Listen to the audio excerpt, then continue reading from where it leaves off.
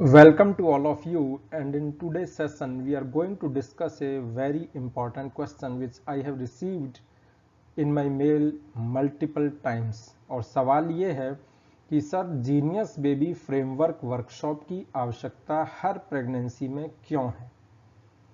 ये सवाल कई बार पूछा गया है कि आप क्यों इस पे इतने ज़्यादा एम्फेसाइज कर रहे हैं। बिल्कुल सही सवाल है। एक्चुअली मैं आपको जीनियस बेबी वर्कशॉप को ज्वाइन करने के लिए फोर्स नहीं कर रहा हूँ, ना ही मैं पैनिक क्रिएट कर रहा हूँ।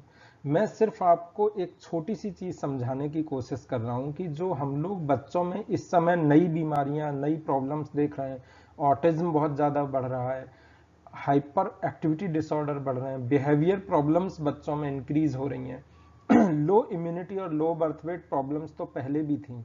अब इन चीज़ों का हम लोग बहुत ज़्यादा फेस कर रहे हैं, बिहेवियरल इश्यूज को बच्चों में।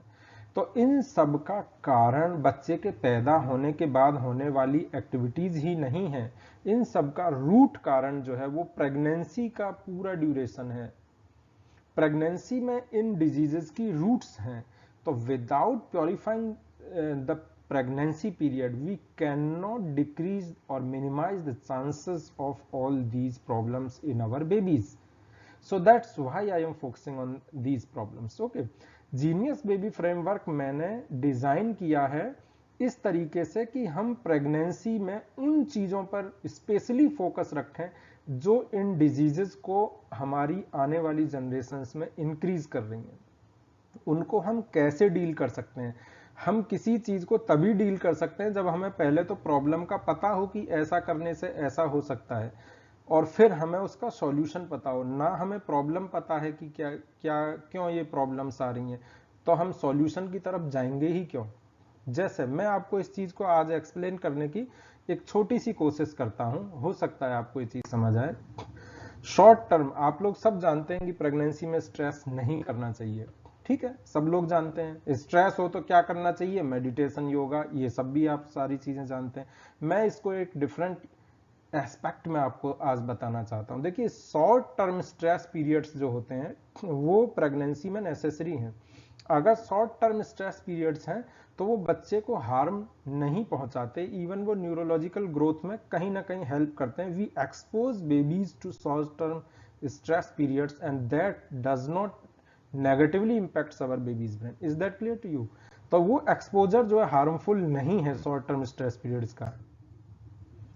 लेकिन लॉन्ग टर्म स्ट्रेस पीरियड्स या क्रॉनिक स्ट्रेस पीरियड्स जो होते हैं, जिनमें कि बच्चा जो है पूरे लंबे समय के लिए बच्चा जो है एक्सपोज हो जा रहा है, स्ट्रेस में मदर एक्सपोज हो रही है, तो उनमें क्या होता है कि न्यूरो हार्मोनल इम्बेलेंसेस के चांसेस बहुत ज्यादा होते हैं। मदर में न्यूरो हार्मोन इम्बेलेंस हो जाएंगे तो वो डेफिनेटली वही न्यूरो हार्मोन्स तो बच्चे की न्यूरोलॉजिकल ग्रोथ करा रहे थे। तो इम्बेलेंस्ड न्यूरो हार्मोन्स जब बच्चे के न्यूरोलॉजिकल ग्रोथ कराएंगे तो वो भी इम्बेलेंस्ड ग्रोथ होगी।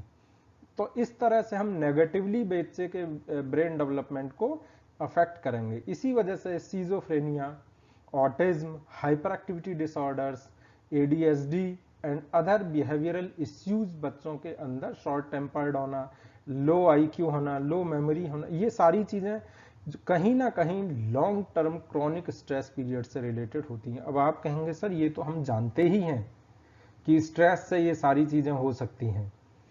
अब देखिए, अब हम आगे इसका सॉल्यूशन देखते हैं। तो अब यहां पर हमारा क्या रोल है, जीनियस बेबी फ्रेमवर्क वर्कशॉप का या कोर्स का क्या रोल है, ये हमें समझना है। फॉर एन एग्जाम्पल, ठीक है, मैं आपको एक एग्जाम्पल दे रहा हूं ताकि आप समझ पाए। घुटने में चोट लगती है, ठीक है, कुछ लोग क्या करते हैं, तुरंत रुई गर्म करेंगे, कपड़ा गर्म करेंगे, तुरंत सिकाई शुरू कर देंगे, टाइट घुटने को बांध लेंगे। ठीक, कुछ लोग क्या करेंगे, फ्रिज से बर्फ लेकर के आएंगे, ठंडा पानी लेकर के आएंगे, उससे सिकाई शुरू कर देंगे। कुछ लोग क्या करेंगे, कोई ट्यूब लगा देंगे, हल्दी का एप्लीकेशन घुटने पे कर देंगे। और ये तीनों लोग अपनी अपनी जगह सही हैं। मजेदार बात यह है कि इन तीनों में कोई भी अपनी जगह गलत नहीं है। वो सब इन चीजों को इसीलिए कर रहे हैं क्योंकि वो मानते हैं कि वो सही है। लेकिन एक्चुअली क्या हो रहा है, हमने वो 10 मिनट जो कि इस इंजरी को, एक्यूट इंजरी को बहुत ज्यादा सॉल्व कर सकते थे। टिश्यू इंजरी अगर विद इन 10 मिनट्स अगर हम बर्फ से स्पंजिंग की जाए, आइस से स्पंजिंग की जाए, तो हम टिश्यू इंजरी को मिनिमाइज कर सकते हैं। ब्लीडिंग को हम उस जगह रोक सकते हैं, लेकिन डिफरेंट जगह पर डिफरेंट एप्लीकेशन है। कुछ जगह हॉट स्पंजिंग भी होती है, कुछ जगह आइस स्पंजिंग। तो नी इंजरी में आइस स्पंजिंग की हमने, विद इन 10 मिनट्स हमने कंट्रोल कर लिया। Who is right? तीनों लोग सही थे। एक्चुअल आंसर मैंने आपको अभी बताया कि आइस से करना है, क्योंकि शुरू के 10 मिनट की ही इंपॉर्टेंस है एक्यूट इंजरी को फर्दर बढ़ने से रोकने के लिए। उसके बाद आप परसों को ही आपको बताया कि आपको बर्फ से सेकना है, फिर आप सेकते रहिए। वो जो कंट्रोल शुरू के 10 मिनट में हो सकता था, वो परसों नहीं होगा, वो 3 दिन बाद नहीं होगा। समझ रहे हैं मेरी बात को आप? So when you know the things which is right, you immediately apply that. जब आप जान रहे होते हैं कि इस सिनेरियो का अगर मैं फेस करूंगा तो मुझे ये तुरंत कर देना है, यानी वो चीज आपके माइंड में पहले से ही रिएक्शन फिट है, तो आप तुरंत उस चीज को कर देंगे और बेनिफिट उठा लेंगे। यही जीनियस बेबी फ्रेमवर्क वर्कशॉप का रोल है। अगर आप अभी भी नहीं समझ पाए तो मैं फिर आपको समझाने की कोशिश करता हूं। देखिए होता क्या है, स्ट्रेस और डिप्रेशन ये दो एक ऐसी चीज है जिसको हम इन जनरल अर्ली स्टेजेस पे एक्सेप्ट नहीं करते हैं। Is not it? क्या ऐसा नहीं है? ये बात पूरी तरीके से सत्य है, ये मेडिकल साइंसेज में भी लिखी है। आप इन जनरल भी इस चीज को जानते हैं कि स्ट्रेस और डिप्रेशन को हम 90% घर ही पर मैनेज कर लेते हैं। अर्ली स्टेजेस में हम कभी भी उसके लिए क्या करना है कोई कोशिश नहीं करते हैं। बेनिफिट कब होगा? जैसे ही हम स्ट्रेस पीरियड में आए और हमारे माइंड में कुछ चीजें फीडेड हैं कि हमें ये चीज कर देनी है, डिप्रेशन हमारे अंदर शुरू हुआ, हमारे माइंड में पहले से ही फीडेड है कि हमें क्या एक्शन ले लेनी है, हमारी बॉडी ऑटोमेटिकली एक्शन ले लेगी। बात को आप समझ रहे हैं कि नहीं समझ रहे हैं? अदरवाइज क्या होगा, प्रेगनेंसी का पीरियड तो 9 ही मंथ का है, वहां आपको बहुत कोई 9 साल थोड़ी मिल रहे हैं बच्चे को बनाने में, बच्चे के लिए सारी चीजें, बच्चे के ब्रेन को प्रोटेक्ट करने में। You are not getting the time of 19 month, you are getting only the time of 9 month. तो इसमें आप अगर स्ट्रेस बने रहते हैं और आप नहीं पहचान पाते हैं कि आप अंडर डिप्रेशन चल रहे हैं, बहुत सारी महिलाओं को हम देखते हैं, बहुत सारे बच्चों को हम देखते हैं, समझ रहे हैं ना, कि महिलाएं बता ही नहीं पाती हैं कि वो डिप्रेस चली हैं और थ्रू आउट प्रेगनेंसी पीरियड वो डिप्रेस चली रहती हैं और बाद में बच्चा उसका गंभीर परिणाम भुगतता है। तो जब आपके दिमाग में फीड होगा कि स्ट्रेस हमारे अंदर शुरू होगा, आपकी बॉडी अगर जानेगी कि मैकेनिज्म क्या है इससे बाहर आने की, तो वो ऑटोमेटिकली रिएक्ट करेगी।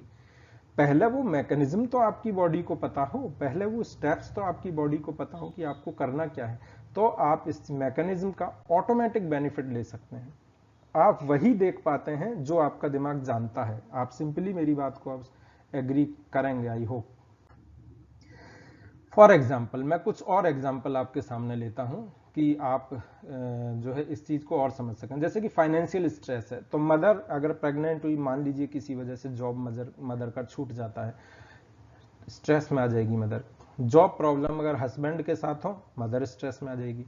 प्लेस चेंज हो जाए हस्बैंड का जॉब की वजह से, वो अभी साथ ही थे आपके और फिर जाना पड़ जाए उनको 500 किलोमीटर दूर, तो अब भी आपको एक क्रॉनिक एक स्ट्रेस पीरियड डेवलप हो जाएगा। नियर निल सेविंग हो, सेविंग अकाउंट में पैसे जीरो हो और आप प्रेगनेंसी के ड्यूरेशन में हो, एक अल्टीमेट स्ट्रेस क्रिएट हो जाएगा, है ना। तो और सीरियस हेल्थ एलिमेंट हो, कोई गंभीर बीमारी हो जो कि प्रेगनेंसी में या उसके बाद आपसे बहुत ज्यादा पैसे की डिमांड करती हो बीमारी। ओके, कुछ और फैमिली कन्फ्लिक्ट्स जैसे होते हैं, हस्बैंड एंड वाइफ के बीच में कुछ कन्फ्लिक्शंस चल रहे हो, वैचारिक मतभेद चल रहे हो, wife and other family members के बीच में कन्फ्लिक्शंस हो, आपका वॉन्डरिंग माइंड कुछ लोगों का होता है, दिमाग बहुत तेजी से बदलता है, कभी इस जॉब को करने लगेंगे, कभी उस जॉब को करने लगेंगे, कभी सोचेंगे ये सारे पांचों काम में करना शुरू कर दूं, वॉन्डरिंग माइंड। डाउरी प्रॉब्लम्स अभी भी हमारी सोसाइटी में बहुत ज्यादा है। डाइवर्स ड्यूरिंग प्रेगनेंसी, ये वेरी नेगेटिवली ये जो है इम्पैक्ट करेगा बेबी के ब्रेन को। अगर मदर समझदार नहीं है, अगर मदर को नहीं मालूम है कि उसको इस कंडीशन से कैसे बाहर आना है, तो डेफिनेटली बच्चा सफर कर जाएगा। तो ये अब देखिए कि फाइनेंशियल स्ट्रेस को डील करने के लिए जो ट्रिक्स आपको यूज करनी है वो फैमिली कॉन्फ्लिक्ट्स को डील करने से बिल्कुल डिफरेंट है। आप समझेंगे, एग्री करेंगे इस चीज से? अब पोस्ट कोविड एरा में, कोविड के अंदर हम लोगों ने अपने प्रियजनों को खोया, बहुत सारे लोगों ने बहुत सारे लोगों को खोया। सडन एक्सीडेंट हो जाते हैं, हम अपने लव्ड वंस को लॉस कर लेते हैं। ठीक है। इन सब चीजों का एक अल्टीमेट स्ट्रेस माइंड में क्रिएट होता है। कई बार हम रात में जाग भी जाते हैं, हमको वही सारी एक्सीडेंट दिखाई देने लगते हैं, वही सारी स्ट्रेसफुल इवेंट्स दिखाई देने लगती हैं, और एक विशियस साइकिल में माइंड व्यक्ति का घिर जाता है। इसको बोलते हैं पोस्ट ट्रॉमेटिक स्ट्रेस डिसऑर्डर्स। ये एक्सीडेंट्स के बाद लव्ड वंस को लॉस करने पर, पोस्ट कोविड में ये बहुत ज्यादा बढ़ा है ना। और या कोई प्रीवियस बेबी है वो एक्सपायर हो जाता है, तो उस कंडीशन में पीटीएसडी में मदर चली जाती हैं। तो अब पीटीएसडी को डील करने की जो टेक्निक्स हैं वो एकदम डिफरेंट हैं। कई बार हम लोग पीटीएसडी को एक्सेप्ट ही नहीं करते हैं अर्ली स्टेजेस में, और हम एक विशियस क्रॉनिक स्ट्रेस पीरियड के अंदर, साइकिल के अंदर घूमते रह जाते हैं और पूरी प्रेगनेंसी को निकाल देते हैं, क्योंकि बहुत शॉर्ट टाइम है, 9 मंथ तुरंत पास हो जाते हैं। Is that clear to you or not?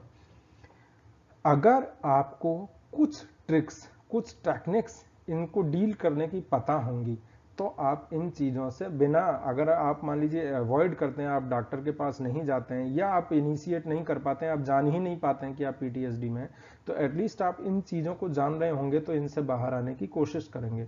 इन चीजों को आप एक्सेप्ट करेंगे तो आप किसी डॉक्टर से संपर्क करेंगे और फर्दर इनमें क्या किया जा सकता है ये चीज जानने की कोशिश करेंगे। तो यहीं पर नॉलेज का रोल आ जाता है, यहीं पर जीनियस बेबी फ्रेमवर्क का रोल आ जाता है कि अगर आप माइनर डिग्री से सफरिंग हैं तो आप इमीडिएटली जो ट्रिक्स बताई गई हैं उनको अप्लाई करके उनसे बाहर आ सकते हैं, और फिर भी अगर आप नहीं बाहर आ पाते हैं तो आप अपने डॉक्टर से संपर्क कर सकते हैं। शिफ्टिंग स्ट्रेस होता है। पहले हम कंबाइंड फैमिली में रह रहे थे, अब हम न्यूक्लियर फैमिली में रहना शुरू किए। अब हमें ये डर हो गया कि हमारी केयर कौन करेगा प्रेगनेंसी में, बच्चा जब पैदा हो जाएगा तब कौन हमारे साथ रहेगा। तो ये सारी चीजें एक क्रॉनिक स्ट्रेस क्रिएट कर सकती हैं मदर के माइंड में।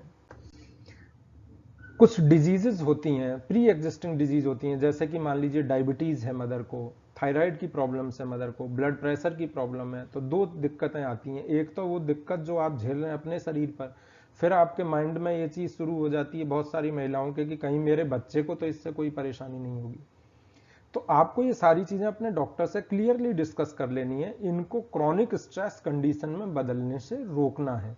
आप सिंसियर हैं, आपने डिजीज टाइमली आइडेंटिफाई करवा ली हैं, कर ली हैं, तो आप इनको ट्रीटमेंट लीजिए और फिर फॉरगेट द थिंग्स। ओके, आप अपने डॉक्टर पे इन चीजों को छोड़िए और स्ट्रेस इन चीजों का बिल्कुल मत लीजिए। Fear of labour pains during pregnancy, तो ये कुछ एग्जाम्पल हैं। प्रेगनेंसी में ना लेबर 9 महीने बाद शुरू होगा, सिजेरियन होना है, ऑपरेशन होना है 9 मंथ बाद होगा, लेकिन वो फर्स्ट मंथ से ही महिला टेंशन लेकर बैठी हुई है। वो आज ही से स्ट्रेस्ड है कि उस समय नॉर्मल डिलीवरी से बच्चा मैं कराऊंगी या मैं सिजेरियन से कराऊंगी। फिर वो कुछ मूवी देख लेती हैं, कुछ ऊट पटांग चीजें न्यूज़पेपर्स में या इधर उधर से सुन लेती हैं, तो वो नॉर्मल डिलीवरी के लिए फोर्सफुल हो जाती हैं या सिजेरियन के लिए। आपको ये चीज अल्टीमेटली फाइनल स्टेज पर कुछ मेडिकल एग्जामिनेशंस के थ्रू तय की जाती है। आपको अभी से इसकी स्ट्रेस लेने की बिल्कुल भी जरूरत नहीं है। तो ये क्रॉनिक स्ट्रेस के कुछ एग्जांपल्स हैं जिनसे हम अपने स्वास्थ्य को तो नुकसान पहुंचाते ही हैं, अल्टीमेटली हम समझ ही नहीं पाते हैं कब हमारा बच्चा हमारी सारी पॉजिटिव और नेगेटिव फीलिंग्स को थ्रू आउट प्रेगनेंसी लेता है। कैसे लेता है? Through neuro hormones. जब भी हम नेगेटिव सोच में जाएंगे, हमारे नेगेटिव न्यूरो हार्मोन सिक्रीशंस बढ़ जाएंगे और बेबी को नेगेटिवली इंपैक्ट करेंगे। पॉजिटिव थिंकिंग में रहेंगे, पॉजिटिव न्यूरो हार्मोन्स बच्चे को इंपैक्ट करेंगे। तो ये सारी चीजें हमें समझना है। जब हम जानेंगे कि ये प्रॉब्लम आती हैं तो हम उसका सॉल्यूशन सोचेंगे, और जब हमारे दिमाग में सॉल्यूशंस फीड होंगे तो हमारा ब्रेन इतना तेज होता है कि वो ऑटोमेटिकली सॉल्यूशन पे हमको ले आता है बिना किसी से पूछे। Is that clear to you or not? जब चोट लगती है, आप अपने हाथ को बचाते हैं, तो ऐसा तो नहीं कि आप डॉक्टर से पूछने जाते हैं या किसी विद्वान से पूछने जाते हैं, आपकी बॉडी ऑटोमेटिकली रिएक्ट करती है। ऐसे ही जब चीजें फीड होंगी तो आपकी बॉडी इन सब चीजों के लिए ऑटोमेटिकली रिएक्ट करेगी। यही जीनियस बेबी फ्रेमवर्क है। क्यों है ये? क्योंकि ये सारे पॉइंट्स आपके अंदर घटित हो रहे हैं, लेकिन इंपैक्ट बेबी को कर रहे हैं। बात को आप समझ रहे हैं? बेबी के ब्रेन को ये सारे पॉइंट्स इंपैक्ट कर रहे हैं, इसीलिए इन पॉइंट्स को समझना और सॉल्व करना आपके लिए बहुत ज्यादा जरूरी है। तो समझना ये कि रीजन मैटर करता है। हमें सीखना है कि हम कैसे डी स्ट्रेस हो सकें। हमारे लिए रीजन को सॉर्ट आउट करना जरूरी है। ठीक है? होता क्या है, मैं ऐसा क्यों कह रहा हूं? क्योंकि अक्सर ये होता है कि लोग सलाह दे देते हैं, अच्छा स्ट्रेस में है चलिए योगा करने लगी, अच्छा स्ट्रेस में है चलिए मेडिटेशन करने लगी। बिल्कुल ये चीजें सही हैं लेकिन until unless you root out the reason, if you do not focus on the reason first, then these things also not going to help you. आप योगा मेडिटेशन को उन 2 घंटे में तो उन स्ट्रेस टाइमिंग से, स्ट्रेस इवेंट से दूर हो जाएंगे, लेकिन उसके बाद वो फिर आपको फीलिंग्स इनगल्फ कर लेंगी। तो क्या आप 24 घंटे मेडिटेशन तो नहीं कर सकते। आपको बेसिकली रीजंस को रूट आउट करना है, कुछ टेक्निक्स को सीखना है, ताकि ये सारे स्ट्रेस पीरियड अगर आपकी बॉडी में शुरू होते हैं तो आपके माइंड में जो चीजें फीडेड है वो इनका सॉल्यूशन तुरंत शुरू कर दें। समझ रहे हैं बात को आपकी? नहीं, क्योंकि अदरवाइज तो आप तो एक्सेप्ट ही नहीं करने वाले। हम लोग कहाँ एक्सेप्ट करते हैं कि मैं स्ट्रेस में हूं, है ना। हम लोग कहाँ एक्सेप्ट करते हैं कि हम डिप्रेशन में हैं। most of the times we do not accept stress and depression, that we are suffering from stress and depression. Okay, and this non-acceptance during 9 month of period is definitely harmful to our baby, to our brain of our baby. Okay, तो अब करना क्या है? करना यह है कि पहले आपको प्लानिंग करनी है। ये जो फैक्टर्स मैंने आपको 10 पॉइंट बताए, आपको प्री प्रेगनेंसी और प्रेगनेंसी में इनको समझना है कि कौन सा फैक्टर, कौन सा स्ट्रेस लेवल आपको फेस करना पड़ सकता है या आप फेस कर रहे हैं। प्लानिंग करिए प्री प्रेगनेंसी या ड्यूरिंग प्रेगनेंसी में। बेसिक कॉन्सेप्ट को समझिए कि अगर ये चीजें आती हैं तो अपने ब्रेन में उनको फीड कर लीजिए 5-6 पॉइंट्स को, ठीक है। ये प्रॉब्लम्स आती हैं तो अपनी फैमिली में डिस्कस करिए। डिस्कस करने के बाद एक स्ट्रेटजी प्रिपेयर करिए। स्ट्रेटजी प्रिपेयर करने के बाद इंप्लीमेंट करिए। जैसे आपका माइंड से न्यूक्लियर फैमिली में जा रहे हैं तो आप इसको पोस्टपोन कर सकते हैं कुछ समय के लिए। अगर नहीं कर सकते हैं तो आपको अपने हेल्दी रिलेशनशिप रखने होंगे ताकि हर कोई आपके साथ आके रहने लगे, ठीक है। ऐसी बहुत सारी चीजें हैं, ऐसी और बहुत सारी फाइनेंशियल प्लानिंग है कि अगर कोई मेजर हेल्थ इवेंट है तो आपको एटलीस्ट 3 ईयर बिफोर जो है आपको मेडिक्लेम ले लेना है। आपको बेबी के पॉइंट ऑफ व्यू से मेडिक्लेम ले लेना है। मोस्ट ऑफ द मेडिक्लेम्स 3 इयर्स तक प्रेगनेंसी को या लेबर को कवर नहीं करते हैं, तो आपको इस चीज पर फोकस रखना है। बहुत सारे पॉइंट्स हैं जो आप इस जीनियस बेबी फ्रेमवर्क में सीखेंगे, क्योंकि एक एक चीज जो हमारे बेबी को इम्पैक्ट कर रही है उसको कंट्रोल करना, उसको समझना हम लोगों के लिए बहुत ज्यादा जरूरी है। Hope you would have liked this point and I will like to accept your further questions. Thank you.